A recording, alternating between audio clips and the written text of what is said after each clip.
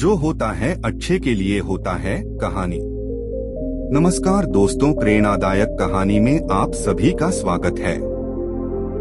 एक बार की बात है, एक राजा तलवारबाजी कर रहा था तो अचानक से उसके अंगुली में कट लग गया। तो पास खड़े मंत्री अचानक बोल उठे, राजा साहब चिंता ना करें, जो होता है अच्छे के लिए होता है। यह सुनते ही राजा को गुस्सा आ जाता है।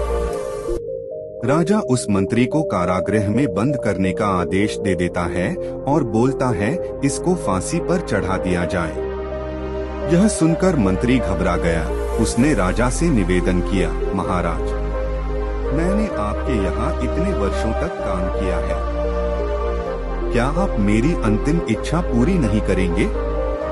राजा बोला, ठीक है, बताओ क्या है तुम्हारी अंतिम इच्छा?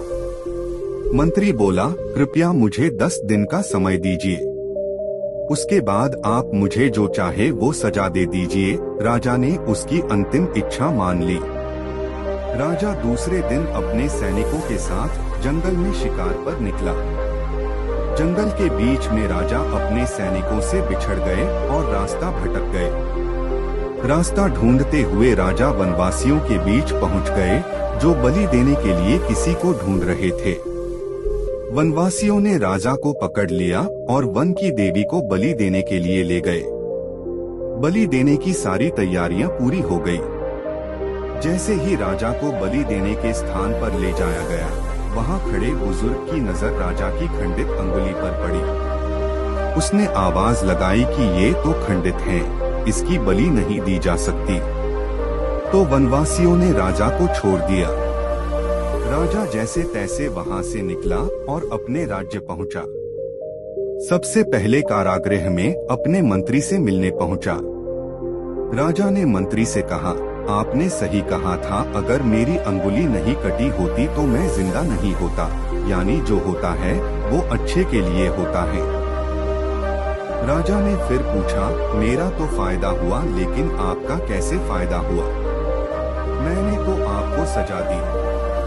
मंत्री बोला, मैं आपके साथ शिकार पर हमेशा रहता हूँ, उस दिन भी रहता, लेकिन मेरे खंडित नहीं होने के कारण मेरी बलि चढ़ जाती, इसलिए मेरे साथ भी जो हुआ अच्छा हुआ। राजा प्रसन्न हुआ, लेकिन छोटी सी बात पर मंत्री को सजा देने का दुख भी हुआ। इसलिए राजा ने मंत्री को कारागृह से निकलकर फिर से अपने साथ रख लिया। दोस्तों, अपने जीवन में भी बहुत से उतार चढ़ाव आते रहते हैं। कभी कभी कुछ चीजें मन मुताबिक नहीं होती हैं। इस कारण से कभी निराश नहीं होना चाहिए। हमेशा याद रखें, जो होता है अच्छे के लिए होता है। भले ही कुछ अच्छा हो या न हो, लेकिन उस परिस्थिति के प्रति सकारात्मक नजरिया रखने से उसका प्रभाव बहुत कम हो जाता है। विश्व की सबसे शांतिपूर्ण पेंटिंग। नमस्कार दोस्तों, इस ज्ञान से भरी कहानी में आप सभी का स्वागत है। एक बार की बात है, एक दिन एक बहुत बड़ी आर्ट गैलरी ने एक प्रतियोगिता की घोषणा की। इस प्रतियोगिता के बारे में उन्होंने कहा कि जो भी पेंटर दुनिया की सबसे अच्छी एक ऐसी पेंटिंग बनाएगा जो शांति को दर्शाती हो, उसे 10 करोड़ का इनाम दिया जाएगा। ये खबर पूरी दुनिया में चारों तरह फैल गई, जिसके बाद दुनिया के बड़े से बड़े पेंटर और कई अन्य लोग इस प्रतियोगिता में हिस्सा लेने के चले गए। देखते ही देखते 1000 से भी ज्यादा पेंटर उस प्रतियोगिता में हिस्सा लेने के लिए आ गए। उन सभी ने अपनी अपनी पेंटिंग बना के दी। उन हजारों पेंटिंग में से उस प्रतियोगिता के जजेस ने 100 पेंटिंग को चुना, उसे एक एग्जीबिशन में रखा और उसमें उन्होंने उन सभी पेंटर्स को बुलाया। कई लोग उन पेंटिंग्स को देखने आए थे और साथ में ये देखने आए थे कि प्रतियोगिता कौन जीता है। सब यही सोच रहे थे कि कौन जीतेगा, क्योंकि एग्जीबिशन में लागी सारी की सारी पेंटिंग्स कमाल की थी। पेंटर्स ने कुदरत से जुड़ी कई पेंटिंग बनाई थी जो शांति को दर्शा रही थी। उन सभी पेंटिंग्स में से सबसे अच्छी पेंटिंग को चुनना बहुत मुश्किल काम था, पर अंत में जजेस ने फैसला कर लिया। उन्होंने उन सभी पेंटिंग्स में से एक को चुना और उसे एक बड़े पर्दे के पीछे रख दिया। सभी लोग और पेंटर्स उस पर्दे के आगे खड़े हो गए। ये देखने के लिए कि कौन सी पेंटिंग जीती है। लेकिन जैसे ही वो पर्दा हटा सभी हैरान रह गए। किसी को भी यकीन नहीं हो रहा था, क्योंकि वो जो पेंटिंग सामने लगी थी उसका शांति से दूर दूर तक कोई रिश्ता नहीं था। उस पेंटिंग में आंधी और तूफान के साथ एक छोटा सा घर बना हुआ था। सबको लगा कि ये पेंटिंग किसी गलती से वहां लग गई है। सब लोग इकट्ठा होकर जजस के पास गए और उनसे पूछा कि उनसे कोई गलती तो नहीं होगी। तो जजस ने कहा कि नहीं, उनसे कोई गलती नहीं हुई। सारे लोग बहुत गुस्सा हो गए। वो आर्ट गैलरी के मालिक के पास गए और उससे इसके बारे में पूछने लगे। आर्ट गैलरी के मालिक ने मुस्कुराते हुए कहा कि वो इस पेंटिंग को एक बार करीब से देखे। सभी ने उस पेंटिंग को देखते हुए कहा कि उन्हें सिर्फ आंधी और तूफान ही दिखाई दे रहा है। तब उस मालिक ने कहा कि आप सब ने उस पेंटिंग में आंधी और तूफान तो देख लिया, पर क्या आप नहीं उसमें एक घर को देखा जिसमें एक छोटी सी खिड़की है, जिसमें एक बूढ़ा आदमी खड़ा है। ध्यान से देखिए, उसके चेहरे पर कोई भी डर नहीं है, बल्कि एक हल्की सी मुस्कान है, एक सुकून है। यही है शांति का मतलब। वो सब लोग आर्ट गैलरी के मालिक की बात समझ गए और उस पेंटिंग को वर्ल्ड मोस्ट शांतिपूर्ण पेंटिंग घोषित कर दिया गया। शांति का मतलब ये नहीं है कि हमारे बाहर सब कुछ शांत है फिर हम शांत हैं, बल्कि शांति का मतलब ये है कि हमारे आसपास चाहे जितना भी शोर हो रहा हो, पर हम अंदर से शांत है। कुछ भी करने से पहले थोड़ा सोचें। कहानी। नमस्कार दोस्तों, प्रेरणादायक कहानी में आप सभी का स्वागत है। एक युवक ने शादी के कुछ साल बाद पिता से कहा कि वह विदेश जाकर व्यापार करना चाहता है। पिता ने उसको मंजूरी दे दी।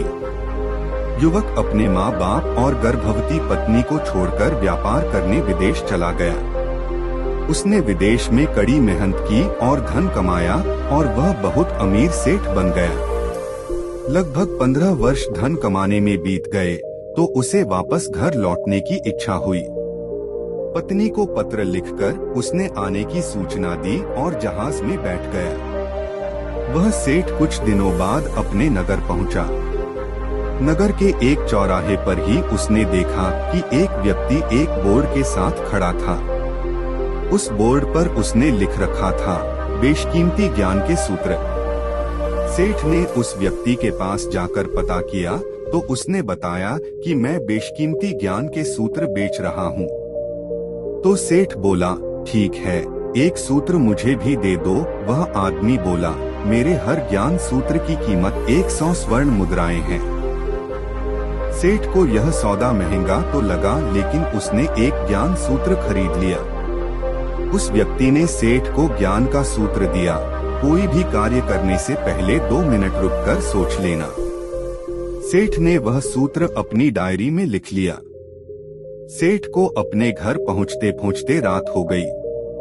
सेठ ने सोचा, इतने सालों बाद लौटा हूँ तो क्यों ना सीधे पत्नी के पास पहुंचकर उसे सरप्राइज दूं। घर के चौकीदारों को इशारों से अंदर कुछ भी कहने से मना कर दिया और सीधे पत्नी के कमरे में गया। वहां का नजारा देखकर वह चौंक गया। उसने देखा कि उसकी पत्नी के साथ एक युवक सोया हुआ था। यह देखकर सेठ गुस्से से आग बबूला हो गया। वह सोचने लगा कि मैं परदेश में उसकी चिंता करता रहा और यह यहाँ अन्य पुरुष के साथ सो रही है। आज मैं इन दोनों को जिंदा नहीं छोड़ूंगा। वह गुस्से से अपनी तलवार निकालकर दोनों पर वार करने ही जा रहा था। इतने में उसे 100 स्वर्ण मुद्राओं के बदले जो ज्ञान सूत्र खरीदा था, उसकी आ याद गई कि कुछ भी कार्य करने से पहले 2 मिनट सोच ले। वह 2 मिनट सोचने के लिए रुका। उसने तलवार वापस पीछे हटाई, लेकिन वो किसी बर्तन से टकरा गई। बर्तन के गिरने की आवाज से पत्नी की नींद खुल गई। आंख खोलते ही उसने अपने सामने अपने पति को देखा तो वह बहुत खुश हो गई और बोली, आपके बिना जीवन सुना सुना था। इंतजार में इतने वर्ष कैसे निकले यह मैं ही जानती हूँ। पत्नी ने इतना बोलकर पास सोए हुए युवक को उठाते हुए बोली, बेटा उठ जा, तेरे पिताजी आए हैं। युवक उठकर जैसे ही पिता को प्रणाम करने झुका तो माथे की पगड़ी सेठ के पैरों में गिर गई। उसके लंबे लंबे बाल बिखर गए। सेठ की पत्नी ने कहा, यह आपकी बेटी है, इसके सम्मान को कोई आंच न आए, इसलिए मैंने इसे बचपन से ही पुत्र के समान पालन पोषण और संस्कार दिए हैं। यह सुनकर सेठ की आंखों से आंसू की धारा बह निकली। उसने पत्नी और बेटी को गले लगा लिया और सोचने लगा, यदि आज मैंने उस ज्ञान सूत्र पर अमल नहीं किया होता तो आवेश में आकर कितना अनर्थ हो जाता। मेरे हाथों से मेरा ही निर्दोष परिवार खत्म हो जाता। शिक्षा। दोस्तों, इस कहानी से यही शिक्षा मिलती है कि जल्दबाजी में आकर कोई निर्णय न लेवे, क्योंकि जब हम आवेश में होते हैं तो हमें अच्छे बुरे का ख्याल नहीं रहता है। इसलिए गुस्सा होने की स्थिति में कोई भी निर्णय न लें। कुछ देर रुके और दिमाग ठंडा होने दें और फिर सोचे कि क्या सही है, क्या गलत है। विपरीत परिस्थिति में बुद्धिमान की कहानी। नमस्कार दोस्तों, शेर और खरगोश की कहानी में आप सभी का स्वागत है। किसी जंगल में एक शेर रहता था। वह बड़ा ताकतवर था। चलते फिरते जानवरों को कभी भी मार डालता था, इसलिए सब उससे डरकर रहते थे। एक दिन जंगल के सभी जानवरों ने मीटिंग बुलाई और आपस में कुछ सलाह की। अगले दिन सभी जानवरों की तरफ से एक लोमड़ी शेर के पास जाकर बोली, महाराज, आप जंगल के राजा हैं। हम चाहते हैं कि आपको शिकार में कोई तकलीफ ना हो, इसलिए हम में से रोज एक जानवर आपकी सेवा में आता रहेगा। शेर ने बोला, मुझे तुम्हारी शर्त मंजूर है, लेकिन यह ध्यान रखना, जिस भी दिन मेरे भोजन में देर हुई मैं सब जानवरों को मार डालूंगा। सब जानवर बोले, जी महाराज, हमें आपकी शर्त मंजूर है। समझौता होने के बाद सब जानवर खुशी खुशी अपने घर लौट आए। रोज एक एक जानवर अपनी बारी आने पर शेर के पास जाने लगा। एक दिन एक खरगोश की बारी आई। खरगोश शेर की गुफा की तरफ जा रहा था। बीच में एक कुआं देखा। उसने कुएं में झांककर देखा। उसे एक तरकीब सूझी। खरगोश धीरे धीरे शेर के पास पहुंचा। शेर गुस्से से लाल होकर बैठा था। शेर ने खरगोश से कहा, क्यों रे छोटे खरगोश, तू इतना देरी से क्यों आया? क्या तेरे को मेरा डर नहीं है? खरगोश बोला, महाराज, गुस्सा मत होइए, आप मुझे जो दंड देना चाहे दे दे, लेकिन पहले मेरी एक बात सुन ले। शेर गरज के बोला, बोल, क्या कहना है? खरगोश बोला, महाराज, मैं घर से तो ठीक समय से निकला था, परंतु रास्ते में एक दूसरा शेर मिल गया। उसने मुझे वही रोक लिया। वो कह रहा था कि आज से वो ही इस जंगल का राजा है। हम सब जानवर उसके अधीन हैं।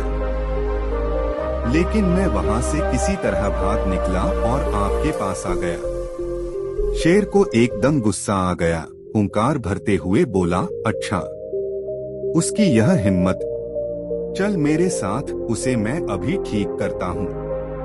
खरगोश रास्ता दिखाने के लिए शेर से आगे चलने लगा। वह शेर को उसी कुएं के पास ले गया। खरगोश बोला, महाराज, अभी अभी तो वो यही था, लगता है आपके डर से कहीं छिप गया है। देखता हूँ, देखे इस कुएं में तो नहीं छुप गया है।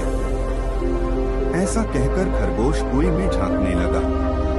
थोड़ी देर कुएं में झांकने के बाद खरगोश बोला, महाराज, वह शेर इस कुएं में छिप गया है, आइए आप खुद देख लें।